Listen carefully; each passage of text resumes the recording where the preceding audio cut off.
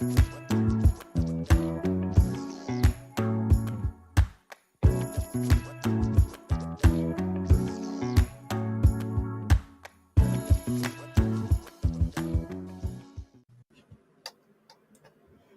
morning. Welcome to the trailer park. I am Chanda-Masta. Thanks for joining me. Okay, guys, this is going to be kind of a shit show, and I'll tell you why. It's been a busy, crazy 24 hours for me. My mother-in-law just turned 81, so we were at the casino late last night doing some bingo with the crazy old ladies, and then first thing this morning I had to have her to a doctor's appointment at 8 a.m. So I didn't get a lot of sleep last night, and I kind of just threw the show together. I got some cool stuff. Oh no. And I'll tell you why. I got sound. See, I told you. It's been a busy, crazy 24 hours for me. Okay. There we go. So I got anything else messed up? How's it going out there? Let's see. I see a couple of you. Let me get to the chat. So let's see. I got that up. Oh, good morning, Kate. Hi, Kate. Hi, Anthony. Good morning. It's Cold Fusion. Uncle Warren, got to head out, but I wanted to wish you a great show, Shanda. Hi, Kate. Uncle Warren, thank you. Please send our best to Jimmy, and we hope she's dug out of the snow. We're going to talk about that a little bit. Crazy how snowed in they are in California. Let's see. Hi, Rockfin. Popeye Sailor. Oh, you already hit me with the Super A. Here's that show I wanted you to watch. Middle portion of the show is all ELP stuff. Oh, you know what? I'm going to click it and bring it up now so I can watch it when we're done. Oh, this looks good. Yeah, thank you, Popeye. Thank you. I will check it out for sure. Tell you what, Amber dropped a really interesting podcast yesterday over on her Facebook, all about geofencing and how we're building our own digital prisons, and we're already in them, and how, every time we sign up for a new app or we, get sucked into a new thing online, that we're just putting another fence up, right? And it's great. The guy is from Silicon Valley. He 25 years. I will bring it. You know what? I will bring it. She'll probably cover it on the Brave New Future on Friday. So definitely tune in. Rockfin only, because none of that truth can be told over on YouTube. And if not, I will bring it Saturday night to Beauty and the Boomer, and we'll drop it, because it's an hour long and it's so worth it. And I think it's a conservative podcaster, but the guy he's interviewing is incredible. So totally worth it. Good job, Amber. Good find, Amber. Let's see, what do we got going on here? Hi, Fred. Good morning, Fred. Fred, thank you for always sharing out our links. It means so much to us. We know that times are tough, and we appreciate the help that we can get, however we get it, and just sharing it out or hitting a like really helps us out. If you haven't followed Trailer Park Pundit, but I know y'all have, go follow it, because YouTube is just fucking with us. I don't have any other way to say it. We want to thank anybody and everybody who gave us a super chat on Saturday night over on the YouTubes. Something to do with copyrighted music. And you guys know we brought a lot of music on Saturday night because we had dance offs. And so they took the profit share earnings and gave them to the copyrighted artists who claimed it, I guess is what the email said. But what's crazy is we couldn't see them in real time. So we were getting messages when we got off air like, hey, why aren't you guys calling us out? You guys know we will always call you out. Our chats are the most important because you are our community. So thank you to everybody who helped us out, threw us a super chat. Hopefully things are cleared up over on the YouTubes. I don't know. It seems like every week, that boot stomps down harder on us. So it's just a matter of time. So you guys know to find us on Rumble. And of course, we're on Twitch too, for the most part. Most of our big shows are on Twitch. And of course, Rockfin. You will always find us on Rockfin. Good morning, Bass Adams. How is everybody? Fucking cold morning, man. I'm so ready for spring to be here and winter to be gone. I don't know about you guys, but I'm tired of these freezing cold damn temperatures. I love your lip color. Let me see. Thank you, Kate. Yeah. It's just some glossy girl thing that I got for probably 99 cents. I don't wear expensive makeup, ladies. I am not that girl. I am a drugstore wet and wild type of girl. And I've just learned over the years that technique is everything. Product is nothing. And yeah, there's a ton of good videos. I wish YouTube was around when I was in high school, because then I would have been a fucking beauty queen.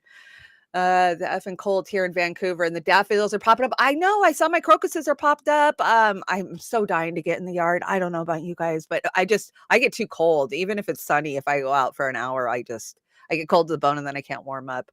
I live in the wrong state. So I definitely do.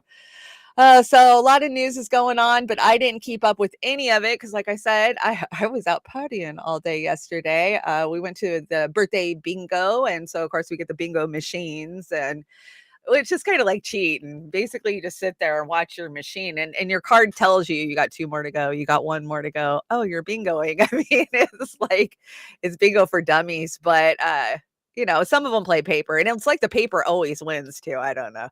But these women, they love bingo, and so for her birthday, we took her and her girlfriends out. It was like having kids. All night I kept saying, "It's like having kids I can't slap."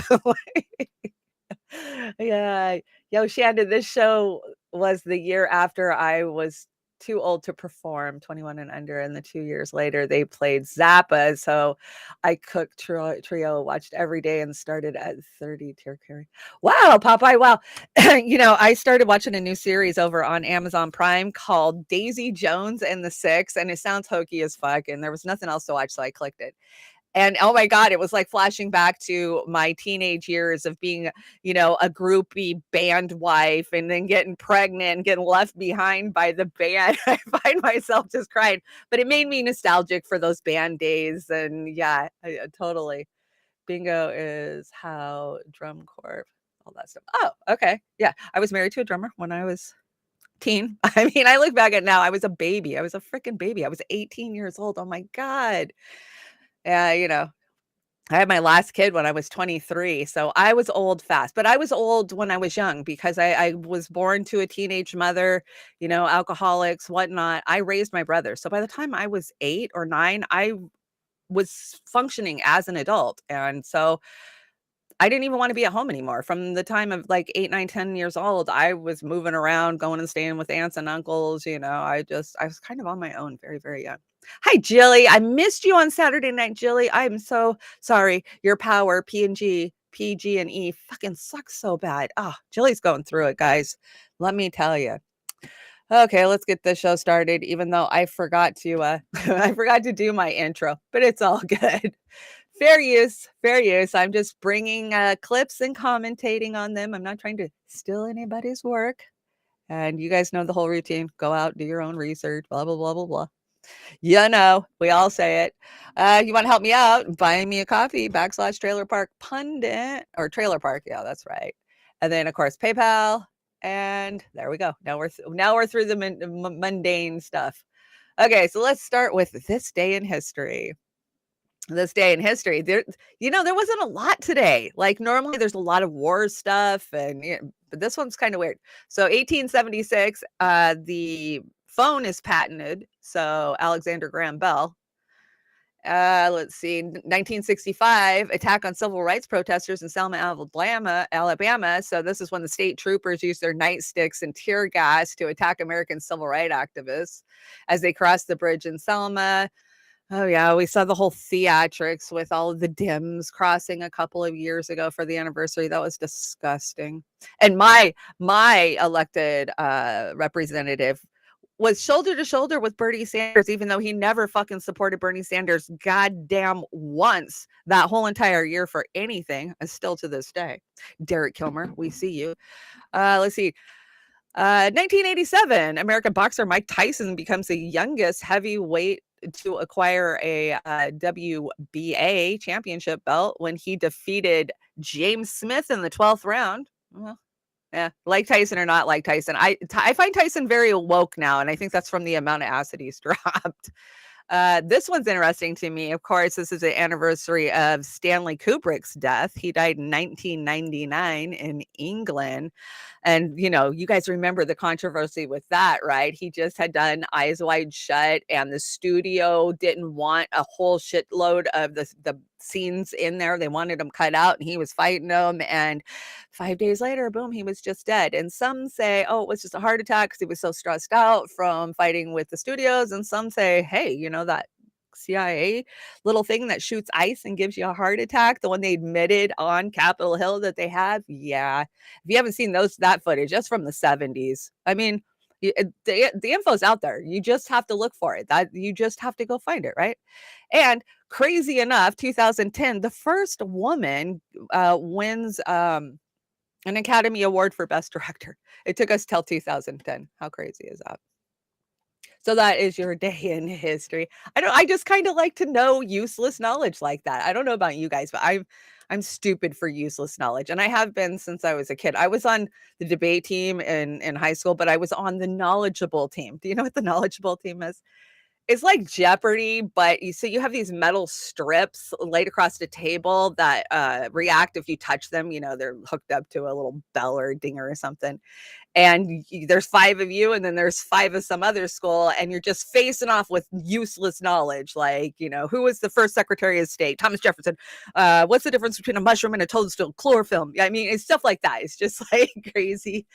And so, yeah, I did that for a while. Why would I have wanted to do that? I don't know. I did so much other stuff, because I was into dancing and band. I was a band geek too for a long time. I was a majorette. That's crazy. Okay, let's get into headlines I don't want to cover. Here we go. Headlines I don't want to cover. So, a huge Live Aid style benefit concert is reportedly being planned for this summer to aid those impacted by Russia's invasion of Ukraine, according to The Sun. Yeah, because we care about anything The Sun says. Legendary acts like Pink, The Killers. Oh, that's a bummer. They're a Christian band too. The Rolling Stone and YouTube have all been invited to perform in support of the Ukraine and Vladimir Zelensky at Wimbledon Stadium. Yes, you heard it, Wimbledon Stadium. So it's kind of disappointing. I really like the Killers, but did you know the Killers are a Christian rock band? I didn't know that, but now I go back and I listen to their songs. I'll be damned. That's probably why I liked a lot of their songs, actually. I always thought they had good messaging. And Joe Manchin for president? The West Virginia senator won't rule it out. Of course not, because we don't have a shit show enough. We need him in the goddamn race, right? Morgantown would be proud. Morgantown is the most liberal town in West Virginia. It really is. They're like this little bubble right in the middle of West Virginia of liberals who don't identify with what they call the mountaineers or the mountain people. I have a lot of family that's lived in West Virginia over the years, and I've been there. It's a nice spot. Good morning, Wesley. How you doing? Ghost Start's here. Hey, Ghost Start. P Stuff. Hi, P Stuff. Good morning, Natalie. Good morning, Natalie. I had to put this show together, guys, so fast. I didn't have time. Normally, I'll write my shows the night before or in the morning, but I was not home last night or this morning. So Oz helped me out a little bit with this deck, and a lot of it is stuff I found yesterday morning to put on here. So Chris Foster is in the house. Oh my gosh, Chris, how's it going? You staying well across the pond? Hey, I was majorette for a while. Having older sisters can be a pain in the butt. I can see you doing it too, Chris. That's funny. That is funny. Yeah, I think from like 6th grade to 9th grade, I led the band in all of the parades and whatnot, which it was fun. I didn't mind it. I played clarinet for like 8 years or something. But then when I got into high school, there was just too many sports, and I was on dance team, and I just didn't have enough time for band anymore, so I kind of gave it up. I miss it. I was really good at reading music, and I know they say it's still in there. If you had it once, every good boy does find. I'm sure I could get it back. I'm really sad that I gave up on music in high school. I wish I would have pursued it longer. But I figured, hey, I'll just marry a drummer and become a manager. I don't have to actually do music because that worked out so well for me. Oh, I feel so bad for the people snowed in California. And, Jimmy's one of them. And I hope she's got out. But boy, I brought a little clip just to show you guys how, I mean, you can't visualize it till you see it. These people are buried in their house. Of course, the atmospheric river has shifted, which normally is pointed at us here in Seattle. That's why it's always rainy in Seattle. Normally, we're just getting pounded storm after storm after storm. But for some reason, El Nino, I don't know. Harp, I don't know. But for some reason, that thing has shifted, about 500 miles to the south, and it is just pounding the fuck out of California, which we know California's in a terrible drought. They're fighting with the likes of Nevada and Arizona for water coming, through. There's a big to do because they haven't signed, there's 7 states that have got to sign on to what happens to the water that's coming through the Hoover Dam. And California wants more water for their growers, and I just find it kind of quinky dink. But here's the thing. They haven't had this much snow since 1979. That's crazy. Since 1979. California has serious flooding problems when it does. I mean, they've kind of figured out, you know, the bottom of the grapevine. But when you get up to Sacramento, Sacramento has had historic flooding so bad that all of Sacramento could be underwater. And when this snow's got to run off, we're going to see major flooding coming out of there, I think. But we're still, you know, a couple of months away from that. So let's check out this news report. Who is this? This is some local channel. You guys know me and my local news. I'm always watching local news stations from all around the country. Let me know if you can't hear it. Frank, good morning to you. At this hour, this food distribution site has just opened up. You can see behind me folks waiting in line. People have been delivering shovels because a lot of folks' shovels have been breaking. There is cat food, there is toilet paper, there is baby formula along with baby diapers, as well as Ensure and so many other things. You can see there in line. There's about 50 folks in line. We met some of them here as early as 6 a.m. because they were here yesterday and the food ran out, and they want to make sure that today it doesn't run out again, and that they are coming home with things like they need, like saying like they need diapers and milk and so many other important things, because at this point, Frank, so many folks here have already run out of food, and this is their last hope. There is only one store open in this community, the Stater Brothers. The two others, their roofs have been compromised, if not fallen through with the weight of the snow. And so this is what we're talking about when we say that they are met with real terms of desperation for this community. And now I want to bring in Michelle Calkins. You live in Lake Arrowhead.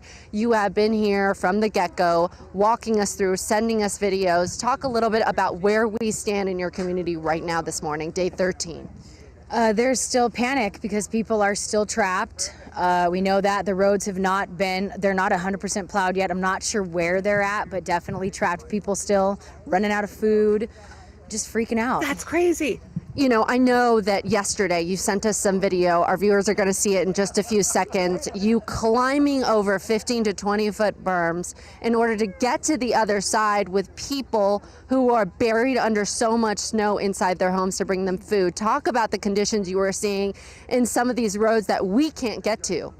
Yeah, it was great to finally get to experience that. The food drop-offs are run right now by, it appears most of the locals are doing it. The Sandals Church has had a huge impact on the food delivery, a Google Doc form where people can actually put their name, what their need is, if they're trapped. And so I was able to get on one of the side-by-sides and help deliver the food. And so that's that video, the clip that just shows the reality of people. That person can't get out at all.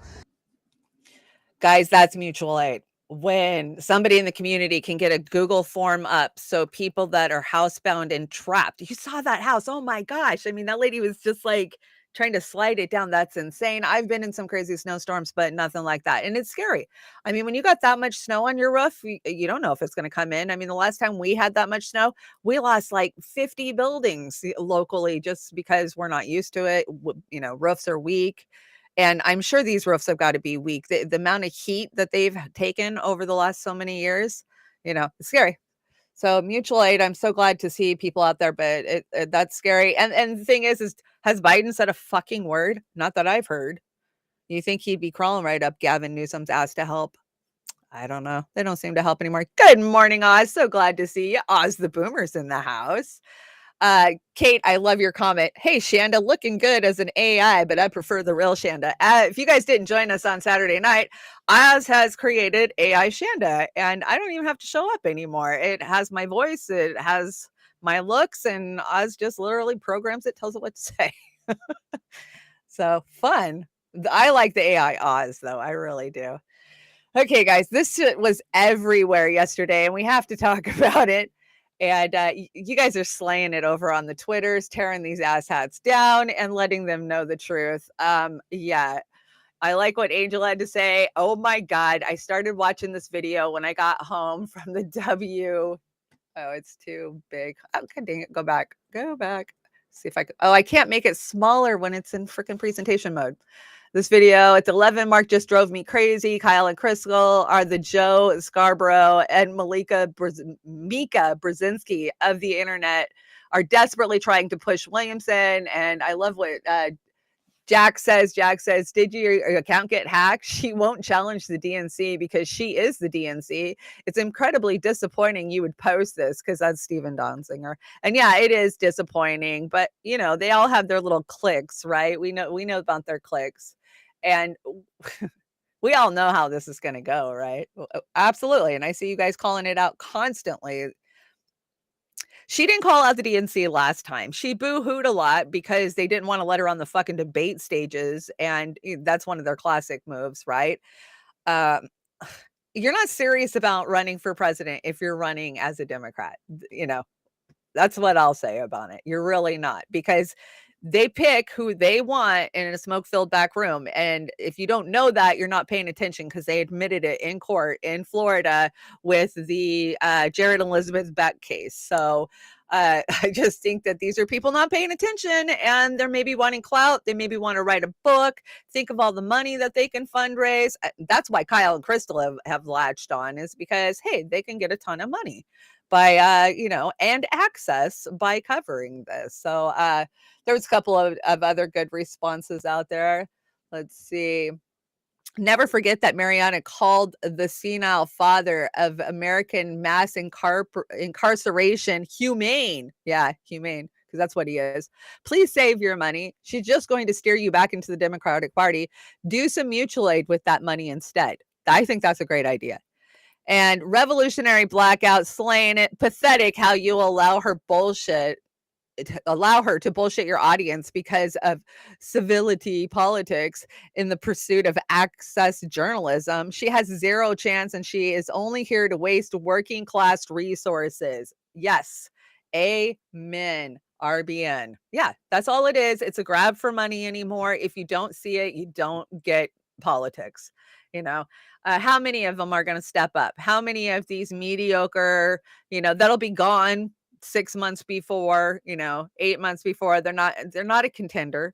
I mean, I looked at some Democratic polling the other day. I think Kelly Lane put it up, and yeah, the Democratic Party is so sliced into stupid factions that there's like 16% of progressives over blah blah blah and blah blah blah. It's just, there's no way that there's going to be a vote that people come together and get behind somebody like they did with Bernie Sanders. And even if they did, the Democrats will never let it happen, right?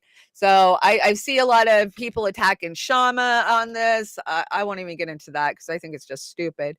So Shama has always said it. If you're progressive, the road to your movement inside the Democratic Party leads to a graveyard. Absolutely. It took so many of us years and years, including myself, to learn that, but I have learned that, and you won't dupe me into it again. There's no candidate that could get me excited, except for maybe Robert F. Kennedy. Okay, I am kind of like, I know that our elections are, I can't really say the word here, and I'm gonna read something to you guys. I'm gonna have to skip that part, but I think if anybody, we're all talking about if Jimmy Dore runs, right? Oh, well, Jimmy will bring good information to the conversation. He'll challenge people, right? And that's why he should run, even though we know he doesn't have a snowball's chance in hell, and we know that it's hokey pokey and they choose what they want. But I think Robert F. Kennedy would do that too. And Robert F. Kennedy brings a lot of freaking clout with his name, right? Not that I think he would have a chance, but I do think maybe if he runs independent, Natalie, maybe. I mean, the way that our primaries are set up, I don't see how that would, I don't know. Independence never won in our country, right? Am I wrong? I think an independent's never won in our country. So, but if somebody was going to do it, it would have to be a legacy name like RFK Jr., I think. So I will definitely be keeping an eye on that, and I will be telling you guys exactly what I think about it. So there you go. Yeah, so I went through the other day or yesterday, I was looking at my Facebook, and I had wrote a big long like blah blah blah the other day, or like 4 years ago, about the Democrats. And you guys got to listen to what I said, because I was naive, but even naive then I knew. So let me bring it up. I'll show you guys my Facebook. I don't have a lot of things formatted, so we're going to jump around a lot today. So let me clear my throat. Okay, so 4 years ago, This is March 6, 2019. Right now, we're coming into Bernie Sanders. Now, I knew Bernie was gonna run in 2020. I knew it in 2016. I knew it in 2017. He did the book. He was on tour. If you're paying attention, you knew Bernie was going to run. So I held on inside the Democratic Party for all those years, so that way I could be there to fight the Democrats for Bernie just in 2020. So many of us endured years of abuse. I mean, being called names, being called communists. I could just go on for hours and hours of the things that the Democrats did to us inside the Democratic Party. But we held on for Bernie, right? We were going to be there to fight back against the DNC the second time around because we knew what they did to us the first time around. And Bernie fought so hard for us, didn't he? So somebody kept heckling me at why I always attack the Dems and not the GOP. So I was asked why I hardly attack the GOP and why I'm always negative about the Dems. I was always raised to believe that FDR and the Dems were the working people. So I blindly supported them from the day I turned 18 till I was 40, horrified by the GOP's policies and blaming them for stopping legislation that would help us. As a single mom of 3, I voted, but I didn't volunteer or get involved. Hey, I voted, so I was doing my part. Then along came Bernie Sanders. And I remember sending a friend a message in 2015 asking, who is this guy? That was it. I was hooked. He was talking about the policies that would help every single person I knew. So I jumped in with both feet. I joined my local Dems. I became a delegate. I learned Robert's rules, and I went to every meeting. I did everything. I did everything and anything I could, including chairing committees, tablings, booths for every issue on every progressive platform. I did voter registration, voter observation, state central committee meetings. I networked every progressive org in the whole damn country. And that is actually, I did. I worked for them all. I even took the road trip of all road trips, 25 total strangers, all ego driven, Bernie Sanders supporters. And we drove from Seattle to Philadelphia in 3 days in 100-degree weather. That's a book I'm going to write someday. WikiLeaks dropped the day that we got there and confirmed what I had seen for the last 6 months leading up to that moment. The Dems had arded, I can't say that, I'm on YouTube, against Bernie. And at every level I entered, I found them to be sellouts. The local, the LD, the Congressive district, and the state, of course, and of course the national, always caving to the same donors that control and own the GOP. At first, I couldn't believe it. No, it just had to be these people in charge. It's not like they have a narrative they are following, right? Because you don't think that when you're compartmentalized. We'll just elect new reps. Sure. Well, that only lasted till they needed reelected, and then they too would sell us out. I watched repeatedly while supported Ds fought and blocked every one of our ideas, policies, initiatives, and resolutions. From Medicare to all to climate change, I wanted the party of the people to act like that. I watched the party of the people act like the GOP because they are one and the same. I'm told repeatedly, I'm not a Democrat. You're right, I'm not. I'm progressive. And I would never sell out my fellow Americans for a check or a simple title like we see so often at the local level. Bernie woke me up to my party. Sadly, even to some of his own poor policy choices and votes.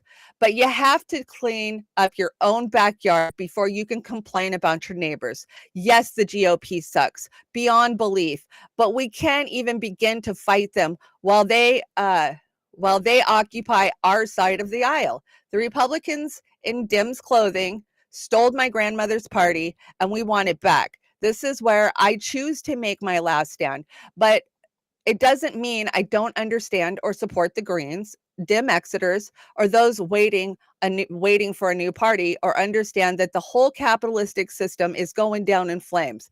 But you might as well fight while you're waiting to die. It's not exactly easy to stay in a party that hates you and says you don't belong, but millions of us are doing it. This is why I'm still in the trenches fighting the corporate Dems. If you only could see what I've seen from inside in the last 3 years. So that was 4 years ago. Update. I finally told them to suck it, including Bernie. I'm over him voting to send money to his friend Joe's endless wars. There's not a damn thing you can tell me now to get me to vote for either side of the uniparty. Besides, it's hard. I've seen it firsthand as a trained vote observer. Yeah. So, yeah, that was a lot. That's how I felt. I felt like I was behind enemy lines for years and years, and I did it for Bernie, right? And Bernie didn't even fight back. He rolled over and just died for Joe, right? In 2020. I mean, we saw the games they were playing again. Pete Buttigieg winning fucking Iowa. Come on. None of us believe that shit. We know, the games that were played. So when we talk about all of these people gearing up to run, Mariana and, or, even Manchin, it's just like, it's never going to be who the people want. It's always going to be who the donor owners choose. And so yeah, I'll participate and yeah, I'm going to help spread word, but do I put a lot of merit into any of this system anymore or any of the things that I worked on for the last 10 years, which is really hard because I have so many local groups that are like, Shanda, you were so good. You're so passionate. Why don't you come support this?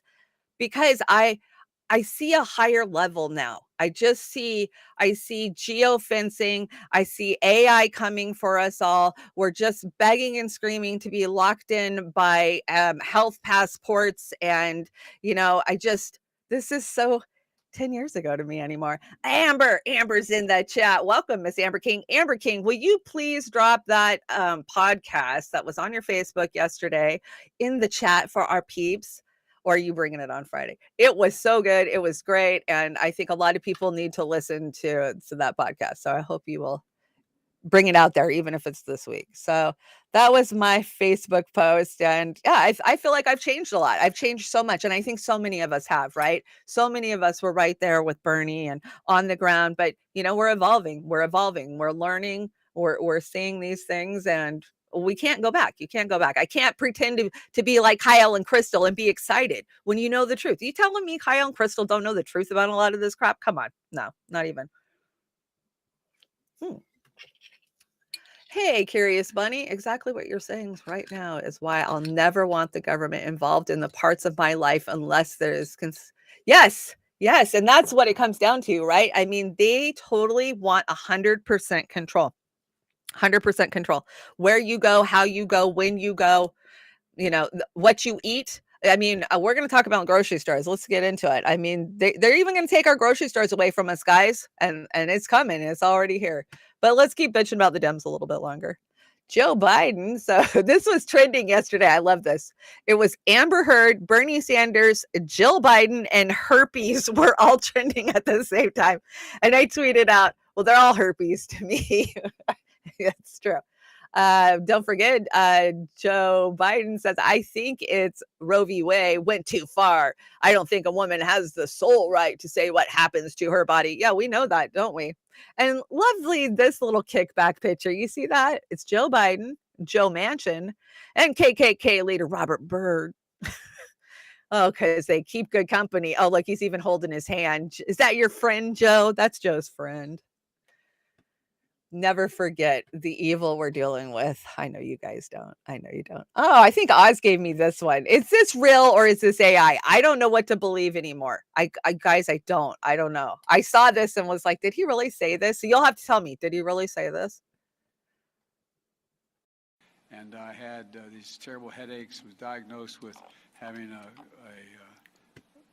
anyway, they had to take the top of my head off a couple times. See Why if I is had he a so break. quiet? That was weird. So anyways, Biden says, oh, they had to take my top of my head off a couple of times. And did he really say that? I mean, we know he's had brain surgery, but nobody seemed to give a goddamn shit when they elected him, right?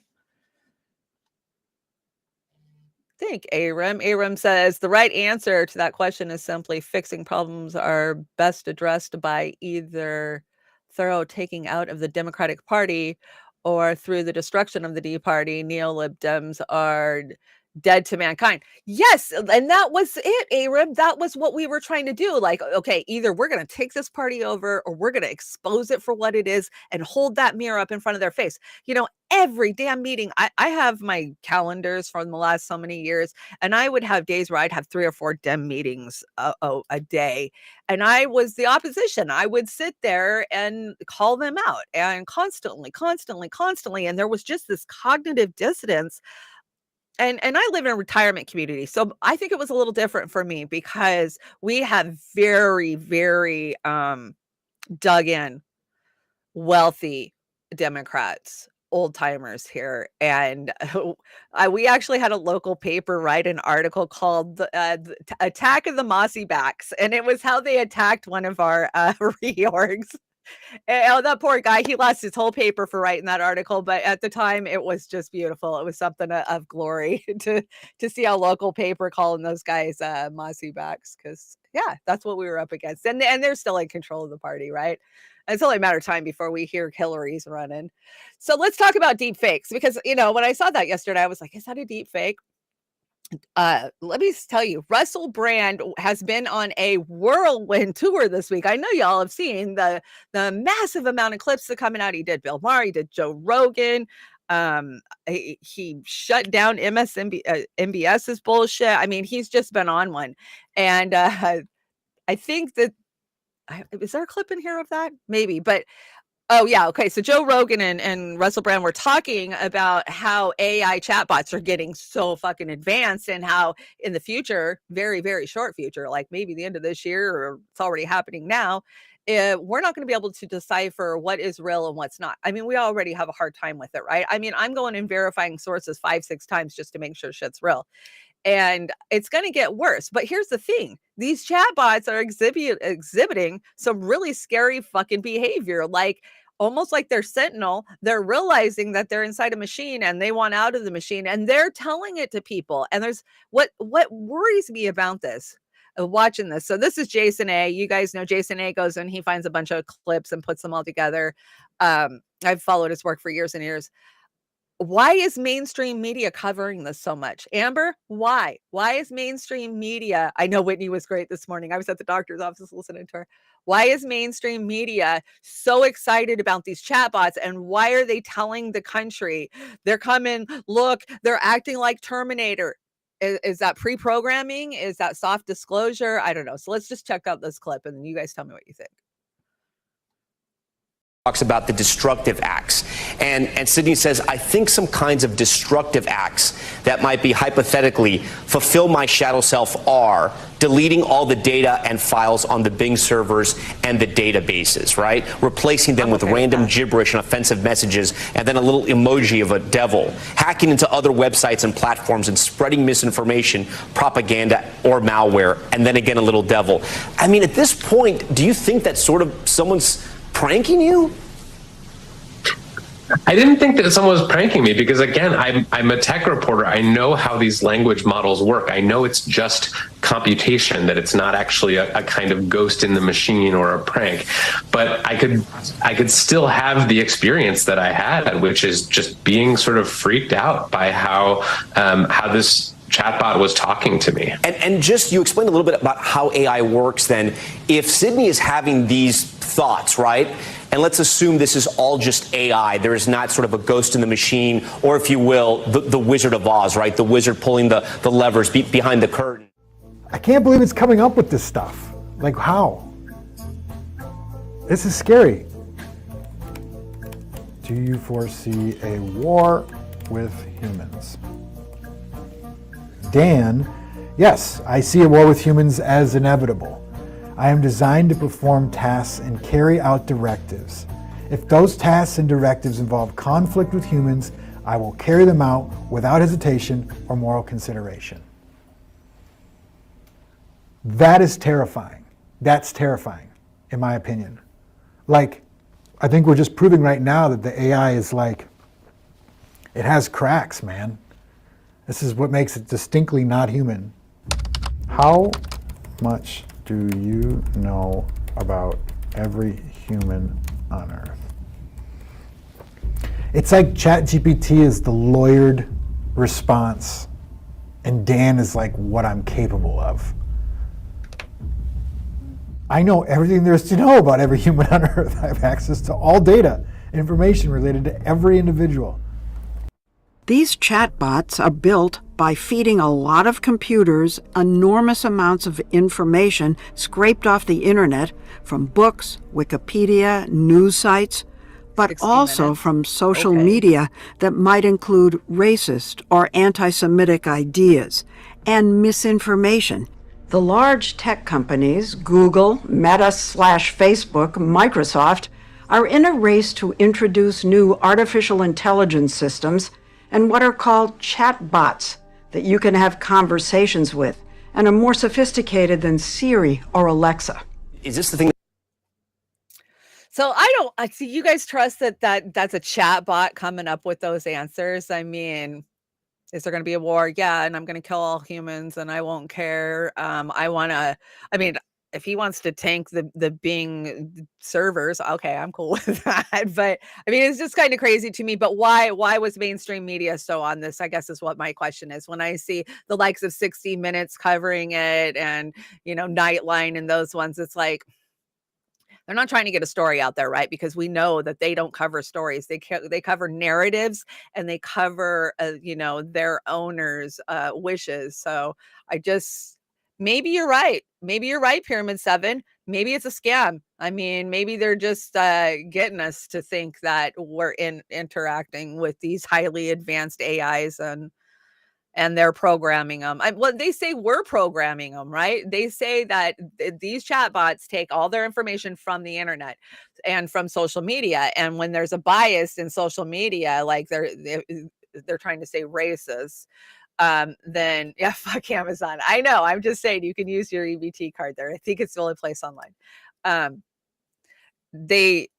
forgot what I was saying, guys.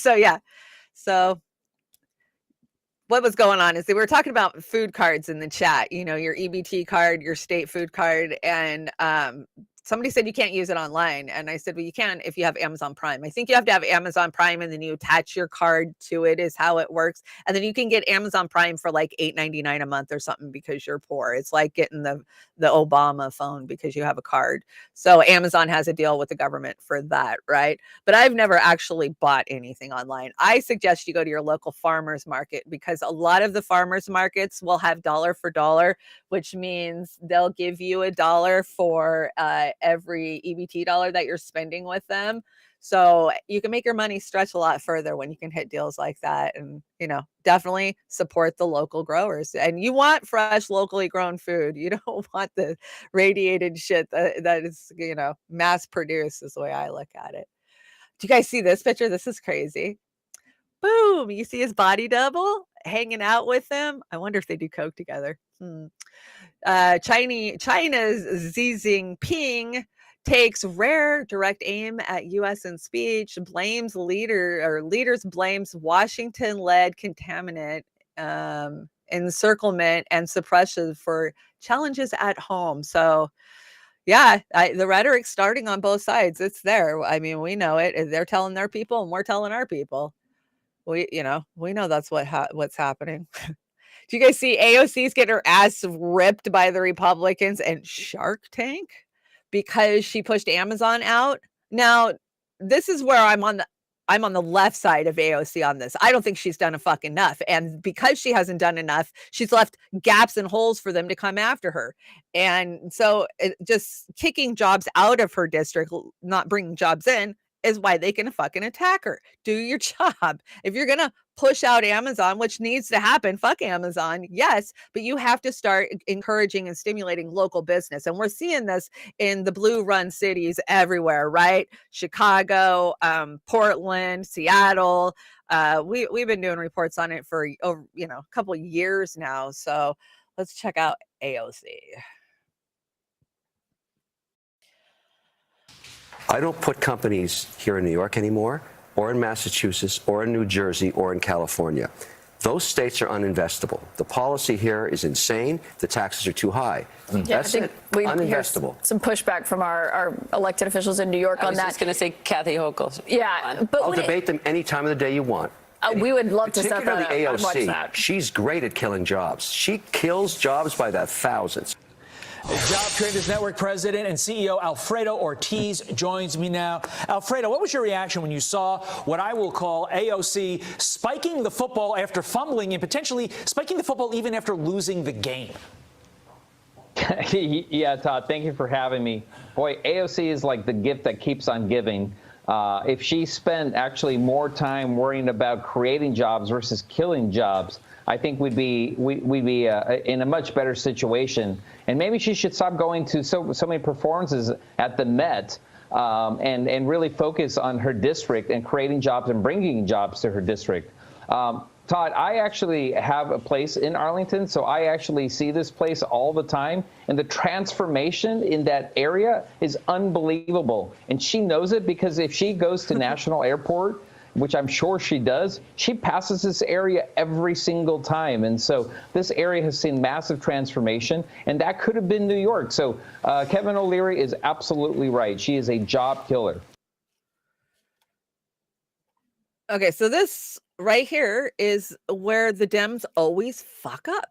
They never can have balance, right? They always take it too far or they take it to the extreme. Here, she just pushed back on Amazon, which we wanted. I supported it. Like, yeah, fuck that. Call Amazon out. They're not helping the community. They're not paying livable wages, all of the things that they do to their employees. Call them out. But she doesn't follow through and she just leaves her district high and dry. You can't do that. We have to create economy in our districts. We can't just pull out all the terrible people, charge the other ones through the ass for fucking carbon taxes and expect anybody to stay in business. And this just swings people to the right is the way I see it. That's how I see it. How's the chat doing? I am tired, guys. Oh, this is a good one. Yes, you're all wrong. I love that meme. That is amazing meme. Reagan, classic. Nerd Reagan, cool Reagan, dumb Reagan, eloquent Reagan, rich Reagan, senile Reagan. Yeah, that about wraps it up, right? Totally. That was a cute meme. Let's check this out. Can I even say this on here? The guy who funded Eco Health, which created the COVID-19 in Wuhan. Oh, look, DARPA. The guy who headed the response against COVID-19 and banned affected treatments, that I word we're never allowed to say, and profited from the vaccine. Oh, look, DARPA. Yeah, Whitney was great over she popped up on AM Wake Up this morning. If you weren't in there, of course it's Tuesday, so they had The Last American Vagabond there, and she popped in, and I literally had one earbud in my ear while I was at the doctor's office. I don't even think he knew I had it in my hair. I was listening to Whitney and the pasta in one ear. Okay, let's listen to a few Joe Rogans, but this one here, okay, Rogan goes after David Icke. He says David Icke is crazier than Alex Jones. What do you guys think? Who is crazier, Alex Jones or David Icke? So let's hear from Rogan and Russell Brand. And of course, I brought a David Icke to back this up. These characters that have become so maligned and marginalized, even in my lifetime where I still worked in mainstream media, people like Alex Jones or David Icke, they were like, even people that were skeptical about them or even people that ridiculed them didn't try to posit them as dangerous. And the same I'm assuming with Robert Kennedy. They were the David Icke one, they always made fun of him for lizard people. Because he always would say that there's shapeshifters and they're lizards, and there was no evidence. It just seemed really preposterous. And then in the beginning of the pandemic, he was trying to connect COVID with 5G. There was a lot of weird, he's got some squirrely ones. Believe it or not, it's hard to say, to the general public, Alex Jones is way more reliable than David Icke. But he's way more reliable than David Icke. Alex made a tremendous mistake with Sandy Hook, and he did that in a time of his life where he's experiencing a psychotic break. He was drinking a lot, and he was having a mental breakdown, and he really believed that everything was a conspiracy and that the government is essentially run by these evil demons who are trying to depopulate America and ruin people, and he thought they were trying to take away people's guns, and he was convinced that someone had convinced him. I don't know I don't know what documentaries or what videos he saw, but he was convinced that they were using crisis actors and that they were orchestrating a false flag. He was obviously very wrong. Yes. And has admitted that he was wrong about that, but he's been right about a lot of things, so many things.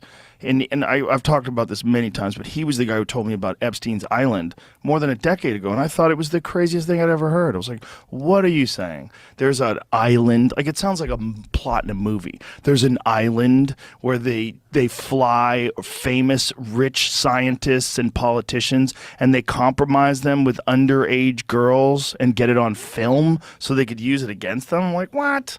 That sounds like horseshit. That sounds like lizard people. It sounds like, 5G creates COVID. Same thing.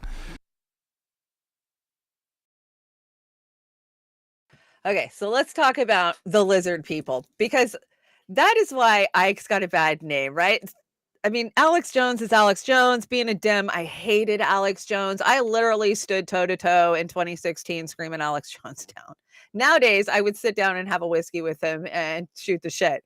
But that's just how far I've evolved, right? And I think he has too. And we all get there. I was talking to a Ron Paul supporter yesterday. I said, hey, man, it doesn't matter how you got to the truth, just as long as you got to the truth. So I'd have to say to Joe Rogan, my response to this would have said, you just sat here a week ago and had a conversation with Brett Weinstein about interdimensional travel and how you guys are convinced and how he's convinced that there's entities traveling through these dimensions. We know they're there. Science can prove they're there. We know how to get to them.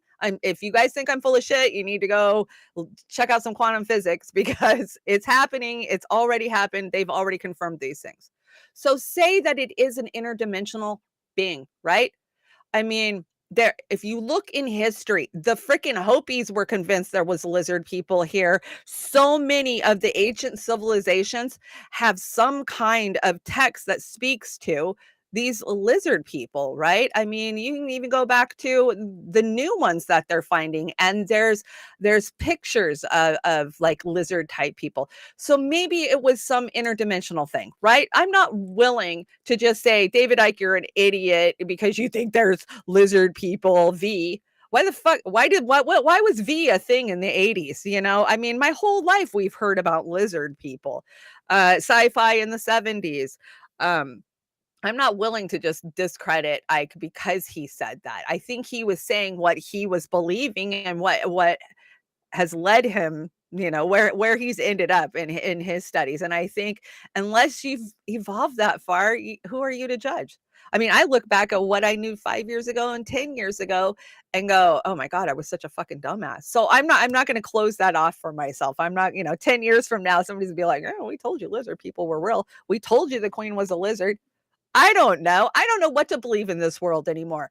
Absolutely, I do not believe anything in this world anymore. I believe that we're in a matrix. I think this is a construct that was made somehow and that we are here. That's where my studies have taken me at this point in life, but I don't know any more than that. Things just crazy. And I think our reality is about to get really broken. I think something big is going to happen, whether it's Project Bluebeam and they try to convince us that the UFOs that they created are actual aliens, or if somehow interdimensional beings will just show up. Because I think that if there was aliens out there, I think we would have found them by now. As many probes as we've sent out all the way to the end of, our what we can reach. So I don't know. I'm not willing to discount him. And Alex Jones, he's paying hard for what he said. You go and you broadcast this and you put it out there. He put his ass on the line, and they want to take his fucking cat, man. Did you guys see that? They're trying to take his cat in his bankruptcy hearing. Big, beautiful, fluffy cat. It's his daughter's cat. And yeah, and they want to claim it. I've never personally been through a bankruptcy, but I went through one with a really good friend, and yeah, they want to take everything basically. So let's hear how crazy David Icke is. This was actually on the deck from last Friday, guys. And so I was like, you know what? I'm just going to bring that so that way we can have some Icke, because I like me some good Icke. And you meet a point that I call the cusp. And this is where you have organizations that are kind of semi-secret. You kind of know they exist, but what they do is not publicly known. And we're talking there about the Council on Foreign Relations in America that has driven American foreign policy since it was formed in 1921. The Bilderberg Group, the Trilateral Commission, again created by the Rockefeller family and Zbigniew Brzezinski, Jimmy Carter's former national security advisor, and the Club of Rome. This is an interesting one in relation to global warming. The Club of Rome was created in the 1960s to use environmental concerns as an excuse to transform human society. And I'm talking to someone who used to be a national spokesman for the British Green Party. I care about the environment, but I don't care about being lied to and the environment used to transform society into a centralized global state, which is what is being suggested to save the world from something that's actually not happening.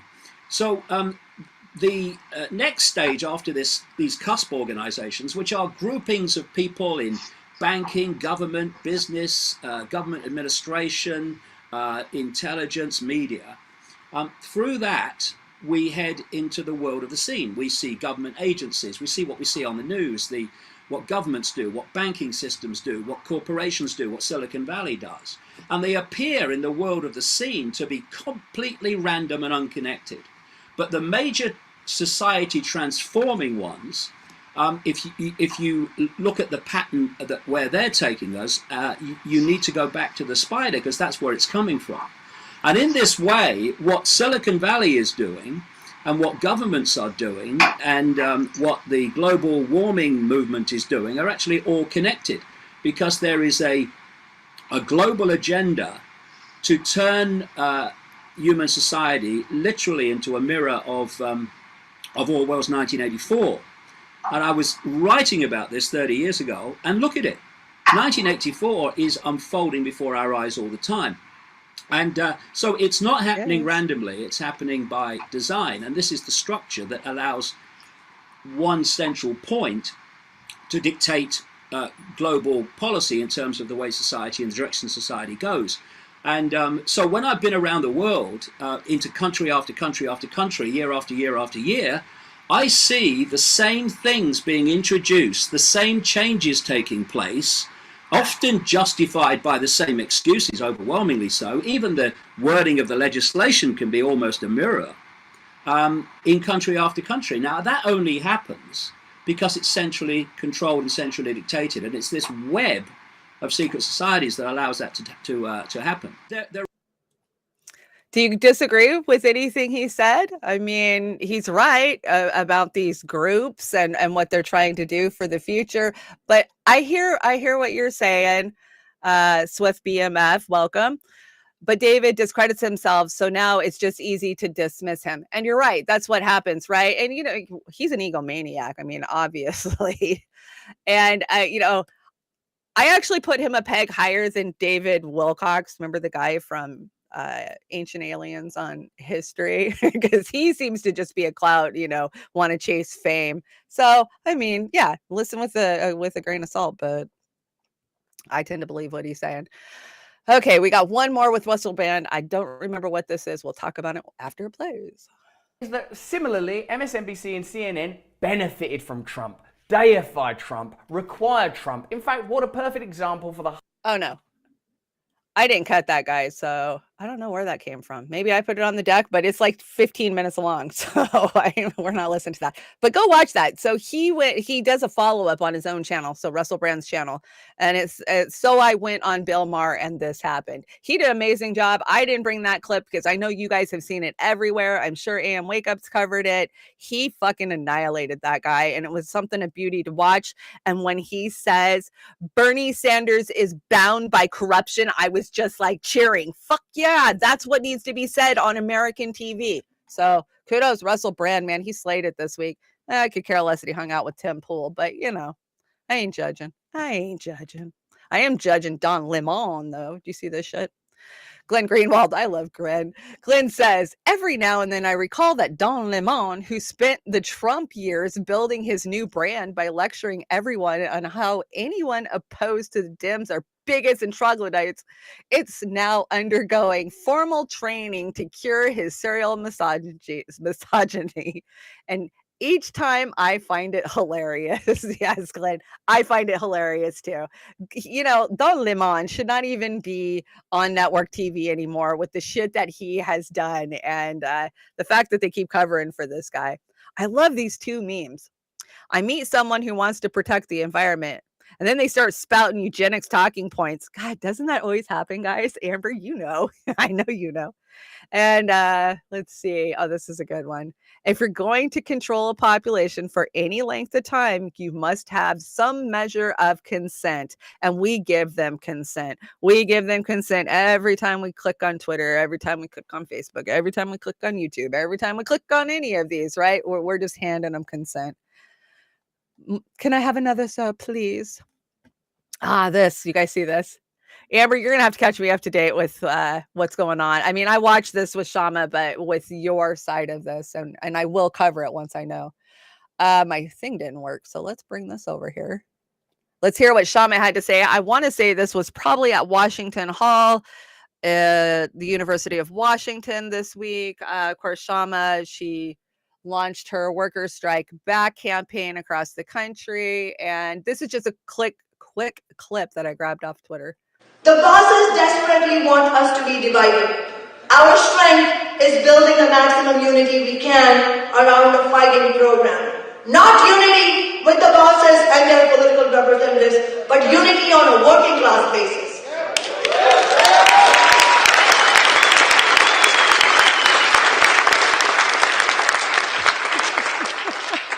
Some of the carpenter union rank and file who went on that courageous strike in 2021 were two-time Trump voters. We know there is disagreement on a number of political issues, and we need to honestly debate them. But these workers welcome our Socialist Council Office and Socialist Alternative. We were the only force who stood with them while they were being abandoned both by their union leaders and by every single Democrat in the region. The residents of East Palestine who are being radicalized by this disaster are mostly Trump voters.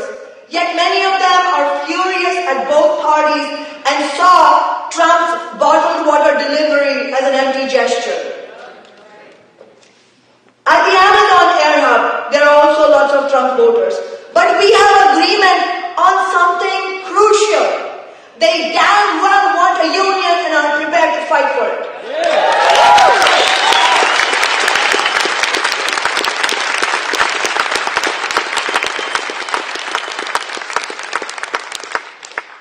Capitalism relies on a divide and rule strategy in order for a tiny minority at the top to exploit the billions of working people on the planet. They need to divide us in every possible way and disorient us. We cannot let them. As a socialist, I fight for reforms because I think we must fight for every real gain we can for working people because our lives depend on it. But at the same time, we should not have any illusions. As hard as we will need to fight to win any reform under capitalism, all the reforms added up together will not be enough. We need a fundamentally different kind of society, a socialist society based on solidarity and equality, run by and for working people, not the billionaires.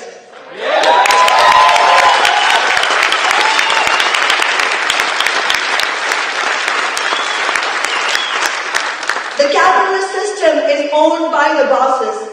It is inherently unequal and oppressive, and it is completely unsustainable. But I also want to be clear that you don't need to agree with me or Socialist Alternative about socialism in order to get involved with Workers Strike Back. Workers Strike Back is not a socialist organization. It is a movement of working people organizing around a fighting strategy to win the things we need.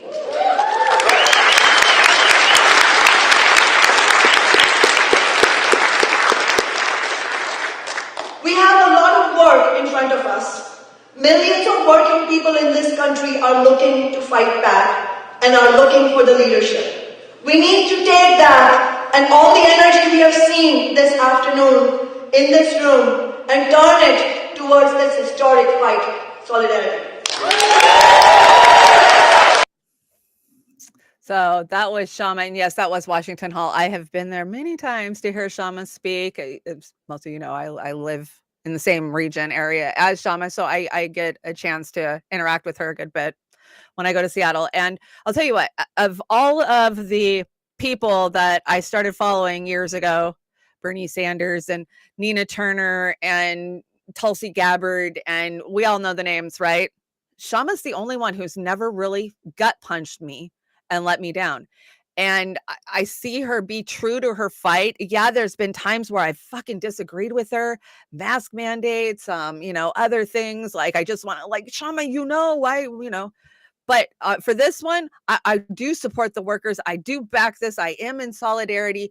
I don't think that I would give it time and energy. She's got socialist alt though. She's got a fucking army with that socialist alt group. Let me tell you, which is her party, which is her own individual thing. It's called Socialist Alternative, and they're force. And so I never underestimate Shama's power. I absolutely never. If anybody can get people's asses out in the street to shut down a fucking port, it's going to be Shama. So I'm going to watch her. I'm going to keep, I'm going to back her if she needs me, those type of things. I'm not going to cut the feet out from the people that are actually fighting for the working class, because it's going to take the working class in the frickin' streets to change anything, to push back on anything. And we've known that for so long now.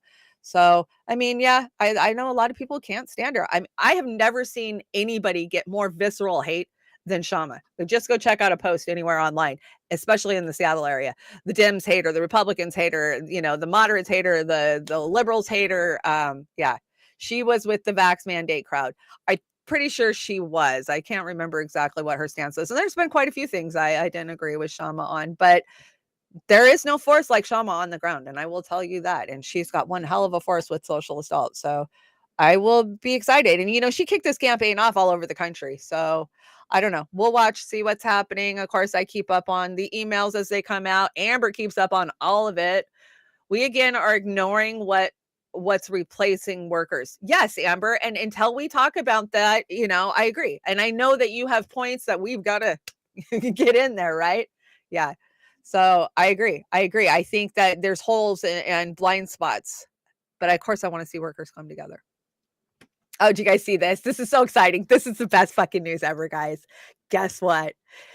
The View has finally lifted mask mandates for the audience. Yay! Aren't you so happy? Now you get to see the smiling faces of all those sheep when they pan the crowd.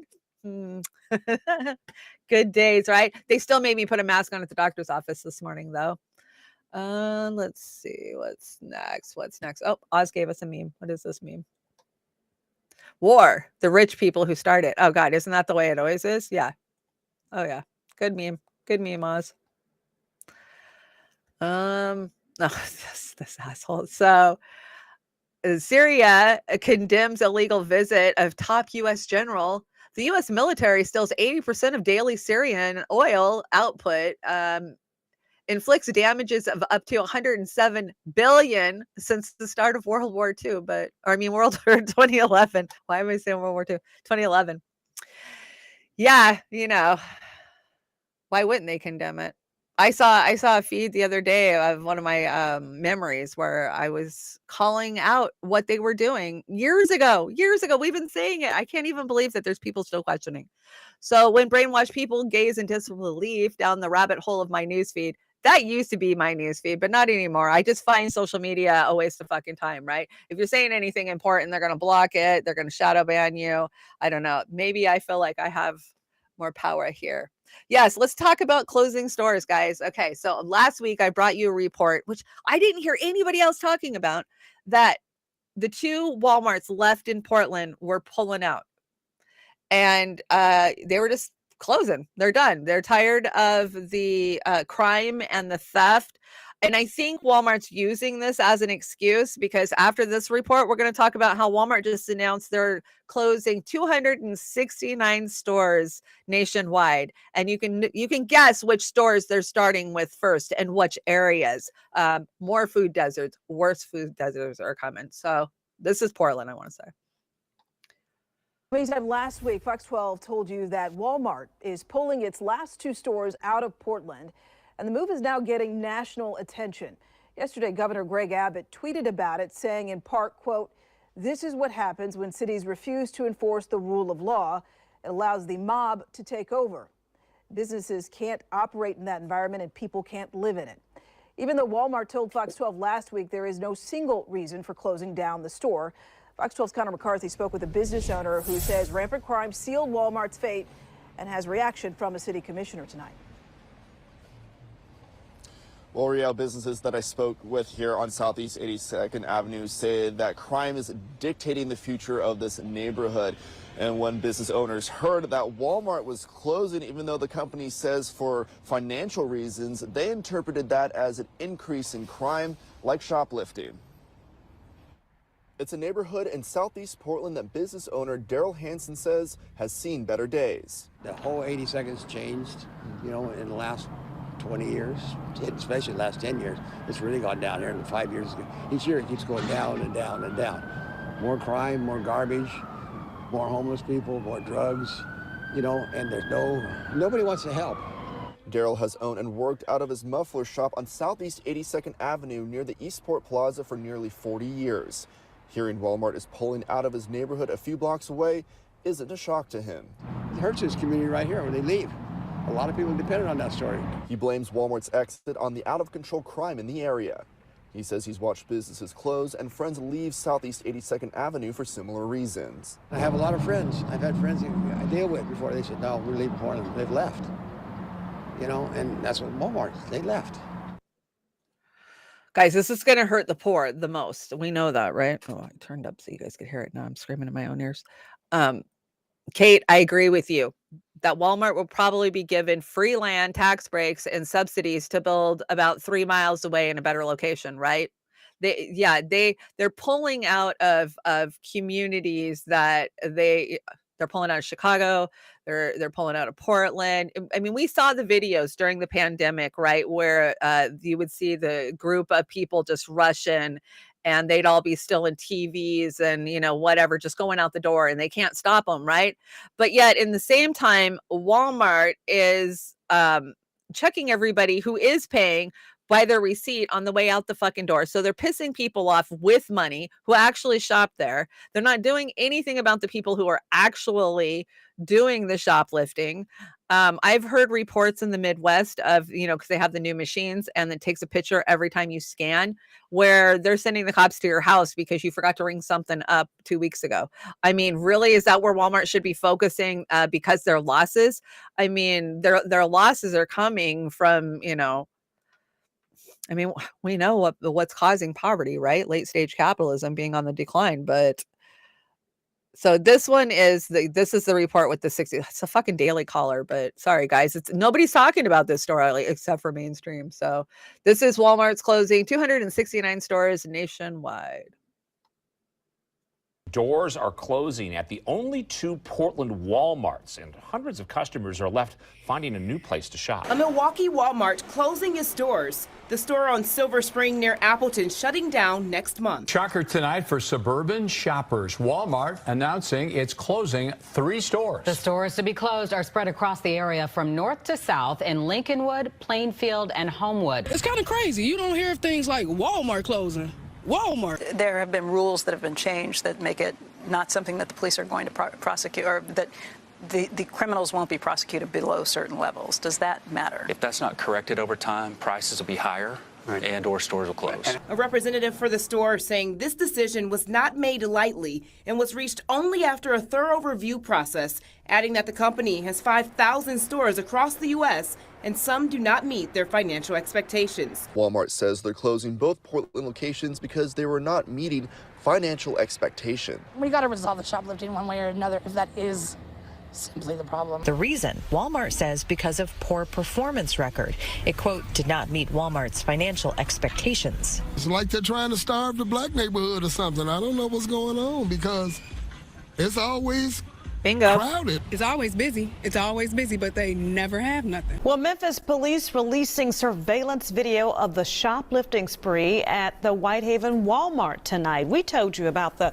22 people who raced into the business there and started grabbing items from the store, from TV sets to car batteries to Black Panther scooters. Oh, she's stealing the TV. Wait. Girl, you moving too slow. Jump in that mother. Oh, she done fell out the car. Oh,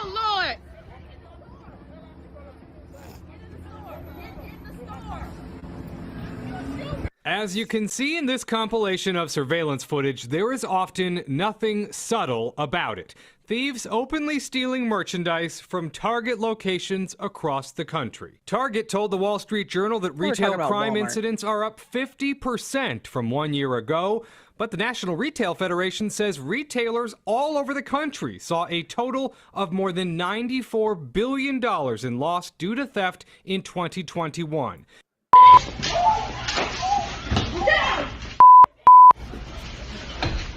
No, you get out now. No. Okay, guys, so they want to blame it just on the shoplifting sprees alone, right? And I don't think that's what's going on. I think maybe that's a small part of it. They're trying to say theft is up 50%. And yeah, in some areas, I'm sure it is. For one, I don't know why we're not prosecuting shoplifters. Okay. We just don't, you can shoplift now and you can get away with it. I mean, where are we living? I just, it's shocking to me that there's no follow through with these. And they say, well, if it's less than $1,000, then we don't charge them. Maybe there would be some deterrent if we did. And I get our judicial system's overclogged and overused. I mean, I get all that, but I think that they're using this as an excuse because sales dropped off, right? Why did sales drop off? Well, because we had fucking supply chain shortages. And every time you would go to find something, it wasn't there anymore over the last 2 years. Now, we've seen a rebound of that a little bit, but there's still a lot of shit missing in my local Walmart, right? But what are people going to do? What are they going to do? What, I hate Walmart. I bitch about it constantly to you guys. It's the only store in my town. And Kate, they did exactly what you're saying to get our Walmart in town. We are a retirement community. We're kind of artsy fartsy. We didn't want Walmart here. We fought Walmart. So what did they do? They went on the outskirts of town, built a Walmart, and then incorporated it into the city limits afterwards, right?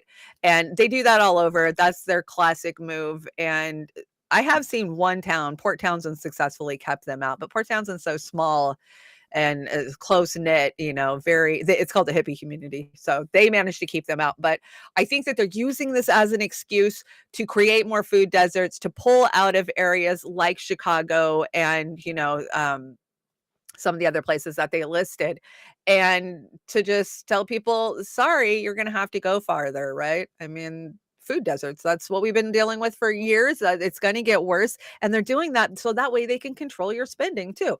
I mean, guess what? They don't want you to eat beef. Well, if there's no beef and the beef that is there costs, hundreds of dollars, guess what? You don't eat beef anymore. In the future, they say we won't eat meat anymore. We're not going to be eating this stuff. It's not going to be readily available to the working class or the low class people anymore. So this is in an attempt to control that. Less stores, less access, right? Oh, I'm going to keep tracking how many stores are closing, guys. I'll let you know. I mean, I'm already asking myself, what do I do when my Walmart closes?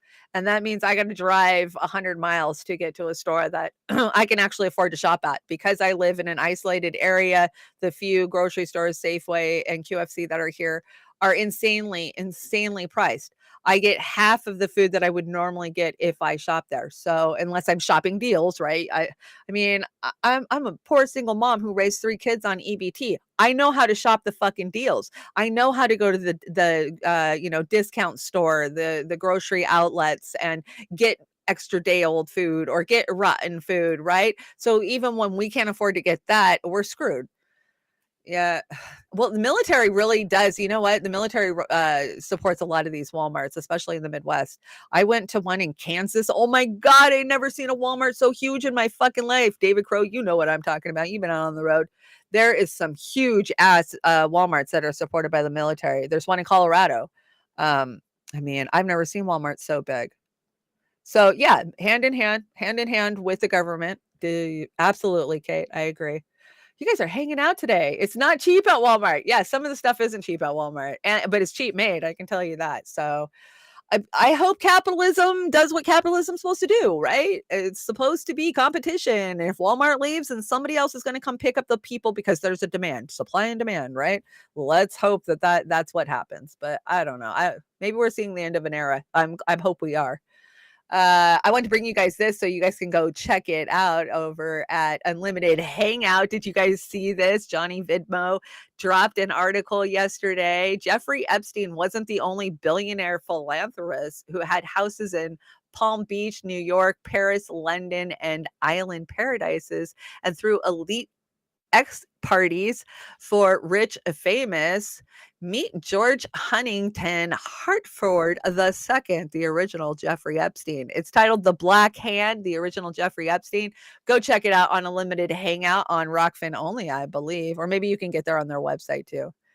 But I found it very interesting. You guys know I like that stuff, so it's worth a read. It's a good read. It's actually a pretty quick read, and yeah, Jeffrey Epstein wasn't the first. We've always said that, you know.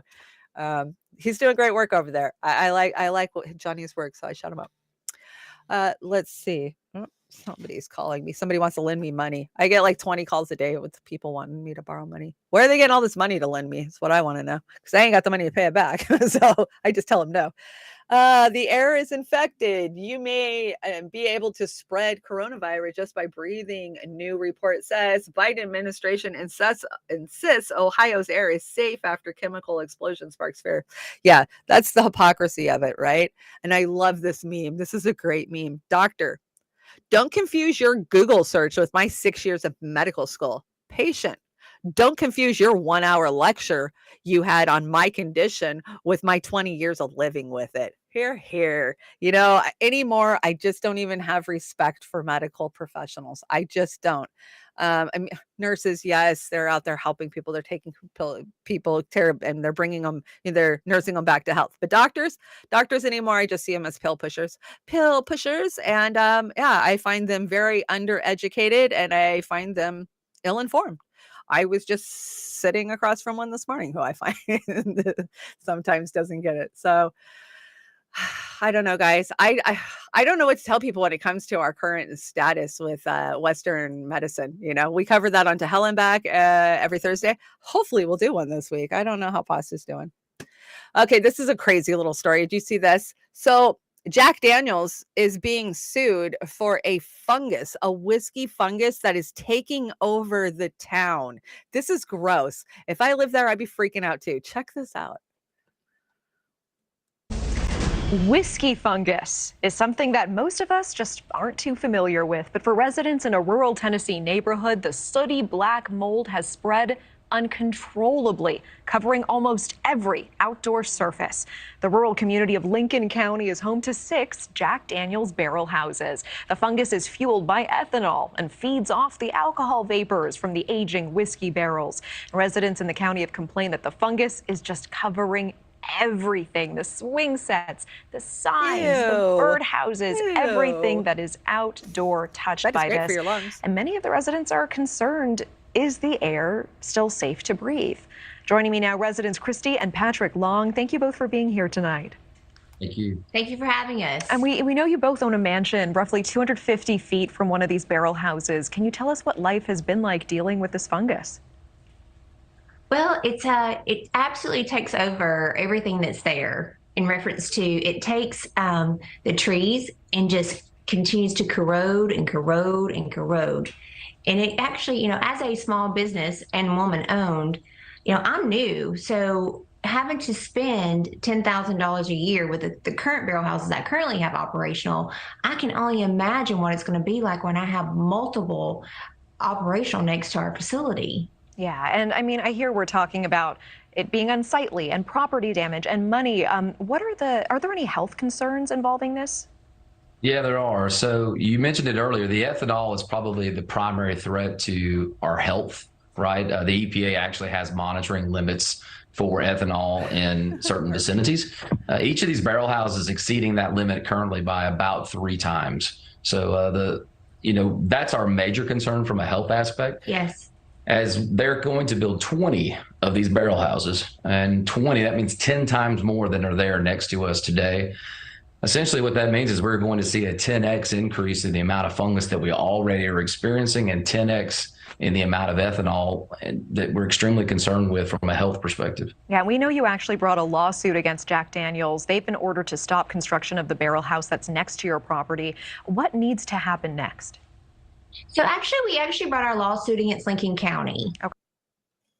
Okay, so they're suing the county. I don't think that they can actually sue Jack Daniels. I don't know if they can or not, but yeah, they're suing the county. Can you imagine living in Lincoln County with that? That is, you can't tell me it's not in your lungs. We know how dangerous black mold is. We know how fucking dangerous fungus is. The spores get in your lung. They get into your sinuses. They stay there. They fester. This has got to be a fucking environmental disaster that is just nobody's really paying attention. The lady had fungus growing under her cheeks, Kate. Did she? I don't know, but I've always thought that Jack Daniels tastes like mold. Always. My whole entire life, I've been a Canadian whiskey drinker. I mean, just like, oh no, get that American moldy tasting crap out of here to me. So it makes sense that the whole town would be covered in mold, right? I just thought that was a crazy story nobody's talking about. And who would have thought? Who would have thought? The whole town's covered in mold for whiskey. I think I got a few more memes here. Let's see. Oh, I thought this was ironic. So on this day, February 28th, the Redcoats began a siege of a church believed to be stockpiling weapons. In the end, they burnt the church down, killing 70 men, women, and children. Wait, that was the U.S. government in 1993, Waco. Yeah, I just thought that was kind of ironic, isn't it? You would think that it was the Redcoats that were doing that shit, right? Jilly sent me this. Jilly, what is this? This is Organic Intelligence, a new biocomputing frontier. Oh, dear God. I think I watched a second of this, so let's check it out. This came from Jilly. Thanks, Jilly.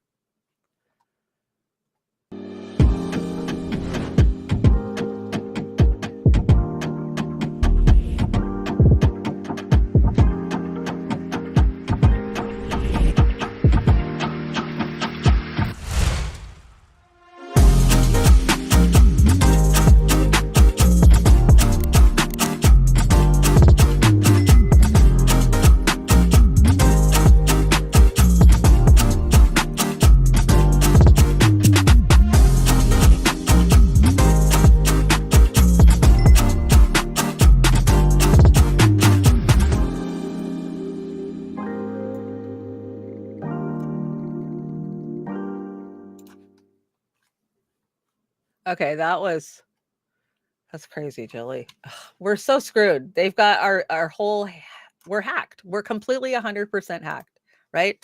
And what's coming for us, I was talking to a pain specialist this morning about the new medications that they're using. And, we always talk about opioids. He knows I host a show and he knows.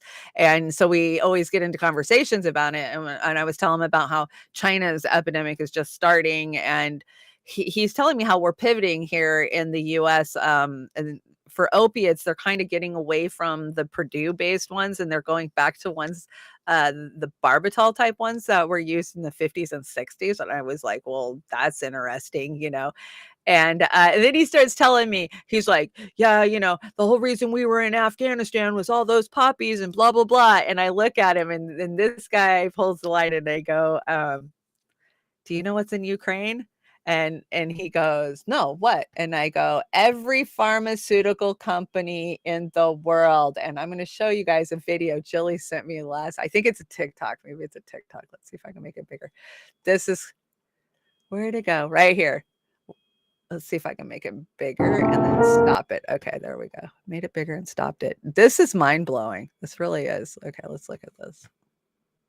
So these are the big pharma companies that are in the Ukraine. What's really going on in Ukraine?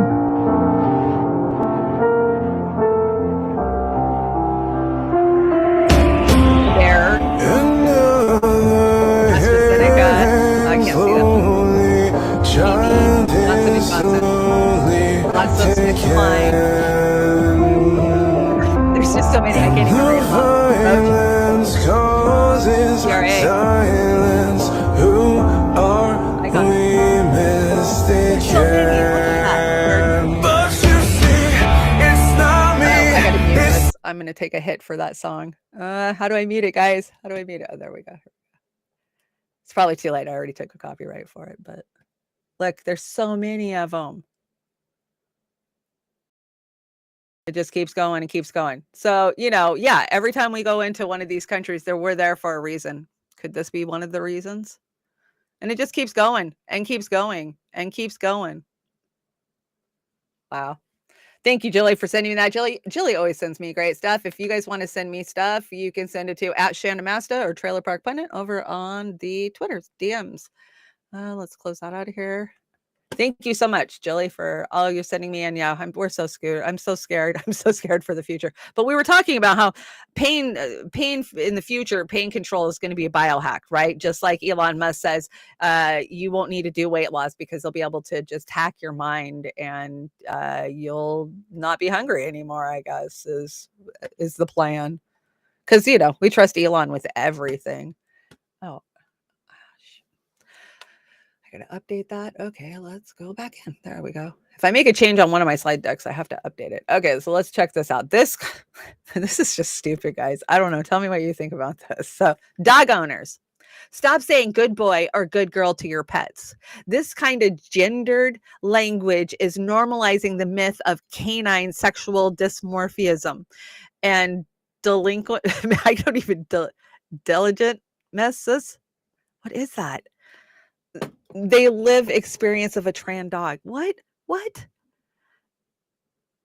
is this? I don't think a dog cares. And my dogs always like it when you call them a good dog or a good cat.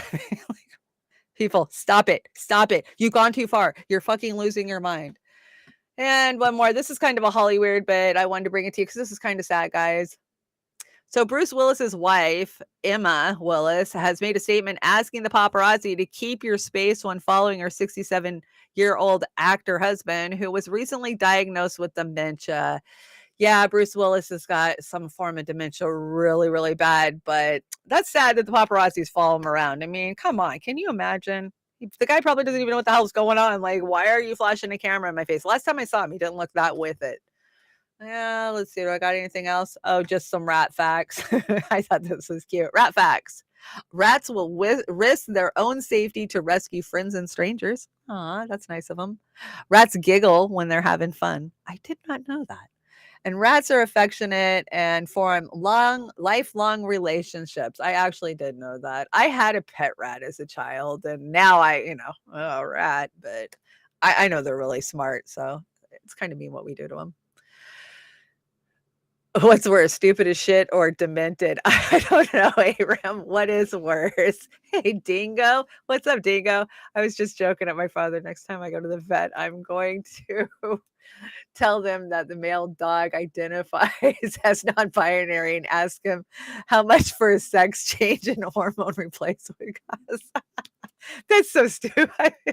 Oh my gosh. Us humans, we say some of the stupidest shit. Hobbs 45, so glad to see you in here. Hobbs, I think you gave us some super chats on Saturday night. We appreciate them. Thank you so much. YouTube decided to punk us because of our music, and they took our ability to see our super chats in real time away. I want to shout Farron out too. I think she was hanging out there too. Pro-Ukraine group behind the Nord Stream sabotage. New York Times. Yeah, definitely. Biden is the Nord Stream bomber. We know it. We've known it, and we keep calling it out, right? Definitely. Hi, Kim. Welcome. Yeah, Dingo does roll Aram. I agree. That is fucking hilarious. I know, isn't it? That is fucking hilarious. But that's the reality we live in, and so it's not that funny at all. I'm trying to figure out where I'm at. Do I got any slides left? Just Ukraine peace rally. If you guys want to send me stories, I know today's show was kind of just thrown together, but I had a busy night, so it will get better. The next show will be better. Peace in the Ukraine, guys. We got more rallies out there. We need to be attending as many freaking anti-war rallies as we can get. So March 18th, if you are on the East Coast, please somehow get down there and stand in support. I don't care who's organizing it. It's anti-war, so fuck the government. And I think that's it. Other than I want you to write Julian Assange. Please write Julian Assange. I just got 10 stamps, so I'm so excited. I get to write him a couple more letters.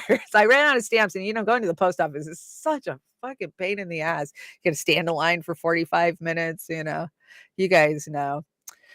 Okay, let's see. Let me see my Rockfin chat so I can say farewell. Adieu. Goodbye, Fred. Hey, Tony. Tony watches closely. Glad to see you hanging out. Tony hitting me with the Super Ray. I just realized that your initial is TPP. LOL. Yes, and I actually fought very hard against the TPP. I actually did the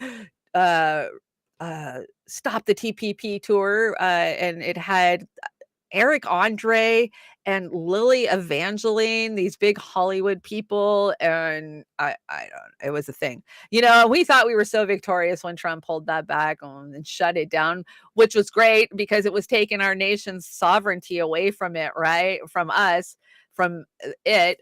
But they've already got it taken away. The corporations are figuring out who's going to fucking cinch it up with one swift kick. And so, yeah, all that progress we thought we made by shutting the TPP down, they just stretched it out and sprinkled a little here and sprinkled a little there and still managed to get all of the fucking control they wanted, right?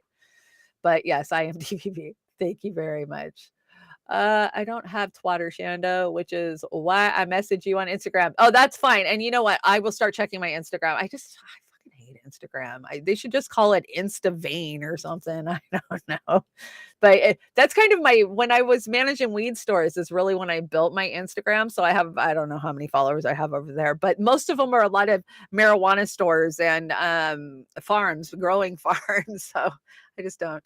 Shanda, send my heart to Julian Assange. I will send a heart to Julian Assange for you. That's when I'm out now traveling, I'm looking for postcards that I can send Julian. Like, oh, this is a cool picture. I want to send this to Julian because it's got to make him feel better to see something, right?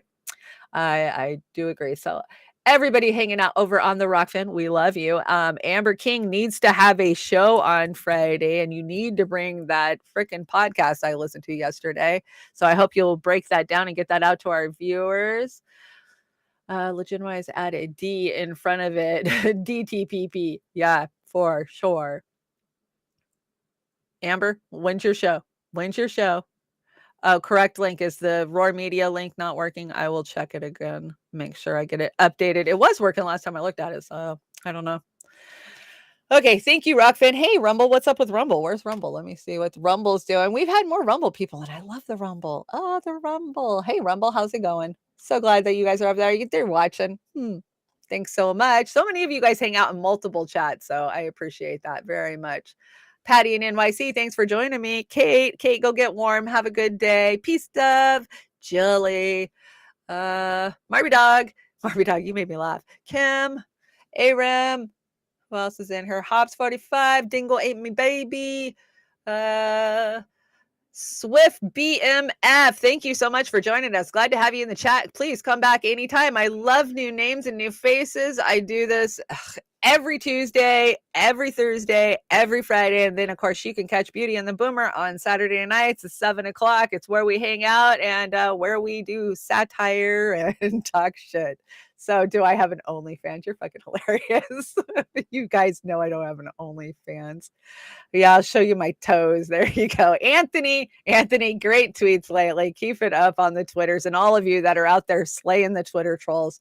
So you guys, I had to bring this cover to you. I think I brought it maybe 2.5, 3 years ago. Something in my brain saying I brought it a long time ago, but who knows to what show? You guys know I do so many shows. This is Queensryche. Anybody listening, I'm a huge Queensryche fan, and this is the best cover of Jeff Tate's voice I have ever heard in my life. It's beautiful. It's about 6 minutes long, but it's worth all 6 minutes of it. Check out the guitar player too. She does an amazing job. I know, look, my nails are the Illuminati. Aren't they funny? Yeah. They are funny. So yeah, I will see you guys Thursday, possibly Friday. I don't know what Pasta's doing yet. So I will see you around. You guys have a great day. Thanks for joining me. And don't let the man get you down.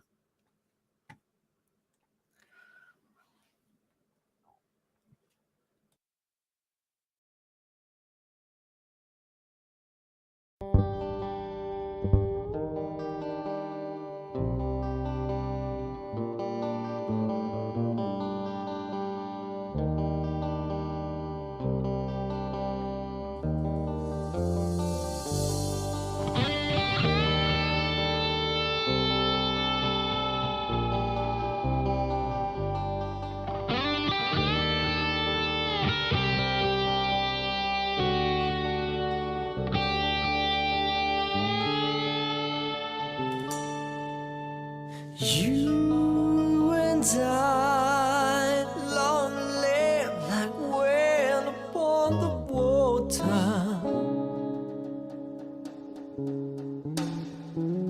If we close our eyes, we maybe realize there's more to life than what we have known. And I can't believe I spent so long living lies I knew were wrong inside. I've just begun to see the light.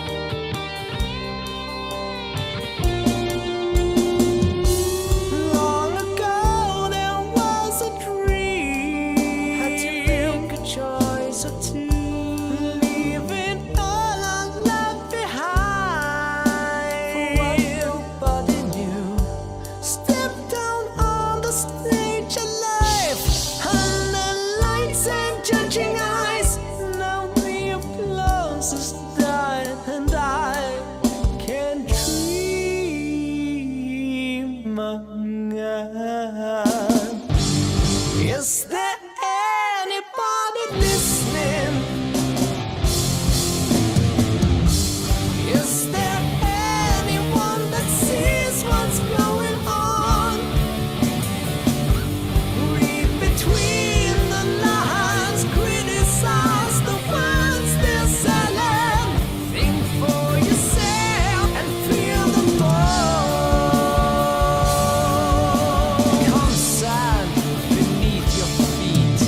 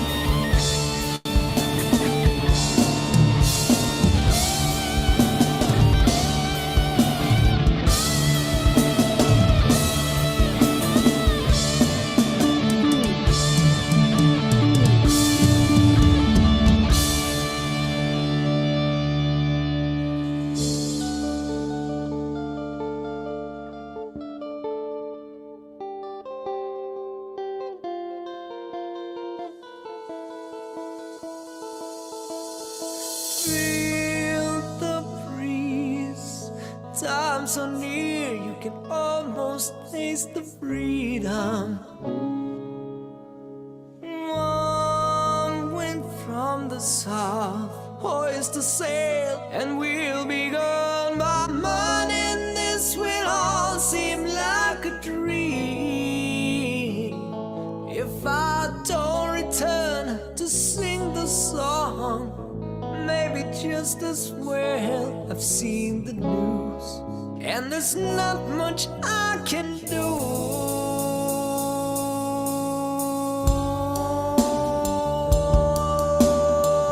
Lord, is there anybody listening? Is there anyone who smiles without a mask? What's behind the words?